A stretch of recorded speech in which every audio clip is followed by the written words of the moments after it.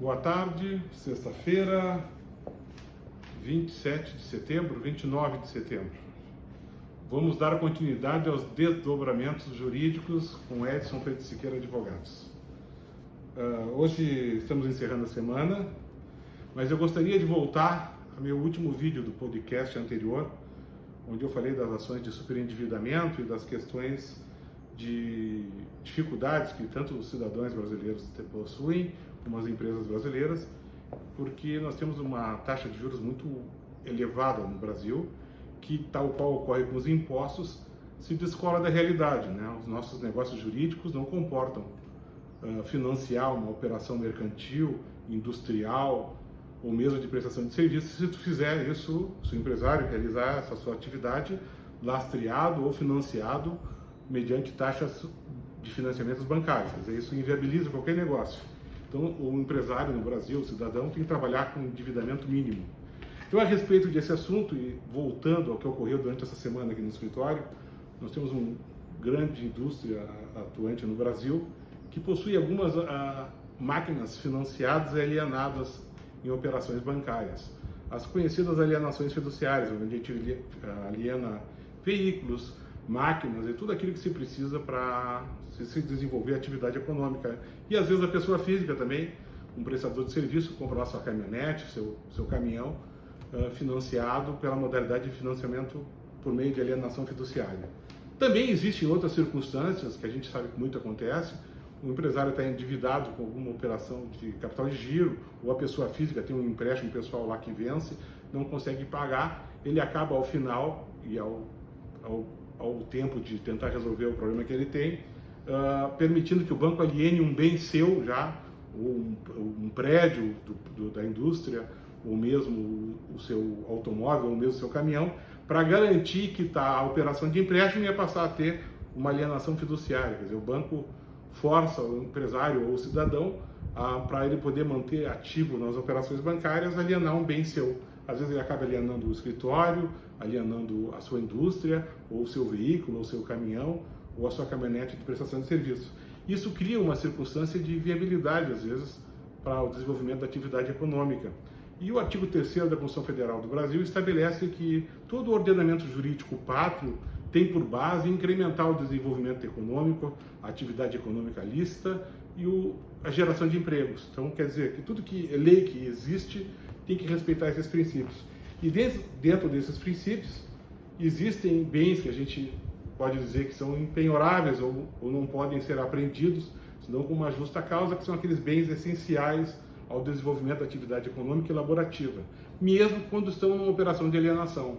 E por que eu volto a destacar esse aspecto que diz respeito ao podcast anterior, inclusive, onde eu tratei de recuperação judicial, de RJ, que é um processo da concordata antiga, ou de superendividamento para as pessoas físicas.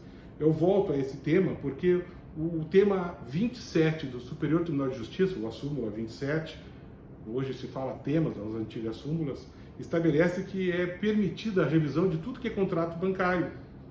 Já está garantido no STJ, e isso, evidentemente, consagra o que está previsto na própria Constituição, que diz que toda vez que a gente tiver ameaça ou lesão de direito, a gente pode buscar o Poder Judiciário para ele intervir e resolver.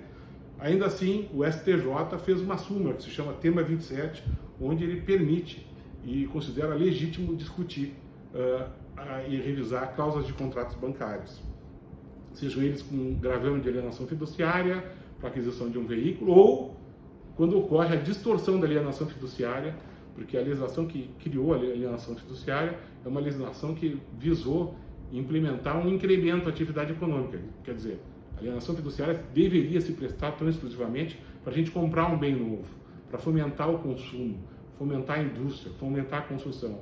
Mas os bancos passaram a utilizar a alienação fiduciária como um estratagema de garantir uma operação bancária que está vencida e que o cidadão não conseguiu pagar, às vezes até cartão de crédito. O cartão de crédito está vencido, eles propõem, vamos quitar teu cartão de crédito e vamos alienar teu veículo. Vamos quitar essa operação de compra, uma operação às vezes até com o próprio BNDES, tu compra de uma grande máquina e vamos alienar a tua fábrica com alienação fiduciária, tu quita a operação que está atrasada. Isso é uma distorção do contrato, isso é ilegal. Então é possível permitir e revisar a nulidade dessa cláusula de alienação fiduciária. Como também é possível permitir e revisar a questão da discussão dos juros aplicados, as taxas, tudo que o banco pratica. E dentro dessa máxima tem a súmula 295 do STJ, eu estou pegando aqui nas anotações durante a semana, que proíbe, inclusive, a utilização da taxa Selic. A súmula 295 do STJ, muitas vezes os bancos utilizam a taxa Selic para corrigir passivos, e isso não é legal e não é permitido, porque a taxa Selic ela implementa, ela cria, além da correção monetária, um ganho financeiro não previsto no contrato. Então tem que ter uma cláusula específica para permitir a aplicação de taxa Selic. Isso é muito raro de acontecer, mas é proibido. Inclusive o STJ, quando teve reunido o pleno com todos os seus ministros do STJ para elaborar a súmula 295, eu tive, graças a Deus, a circunstância de meu livro, Débito Fiscal, ser citado por todos os ministros como fundamento do argumento de que a taxa Selic não se pode se aplicar sobre todo tipo de contrato. E eles utilizaram os estudos que eu fiz sobre taxa Selic a nível de títulos que são negociados na cesta de títulos regulados pelo Banco Central no Brasil, inclusive para títulos externos, eles utilizaram as informações que tem no meu livro. Eu fiquei muito feliz e lisonjeado pelos ministros do Supremo terem citado isso.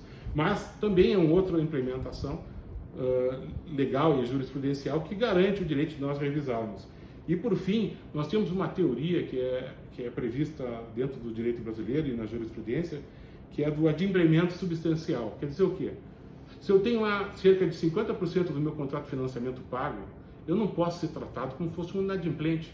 Senão o banco vai se locupletar. Se eu tenho uma garantia real, uma alienação fiduciária, estou financiando um veículo, o banco pura e simplesmente vai tomar meu prédio da indústria, ou tomar aquela minha caminhonete que eu presto meu serviço de transportador, ou eu que trabalho com uma empresa de ar-condicionado, prender um dos meus carros que estão alienados fiduciariamente, porque está atrasado.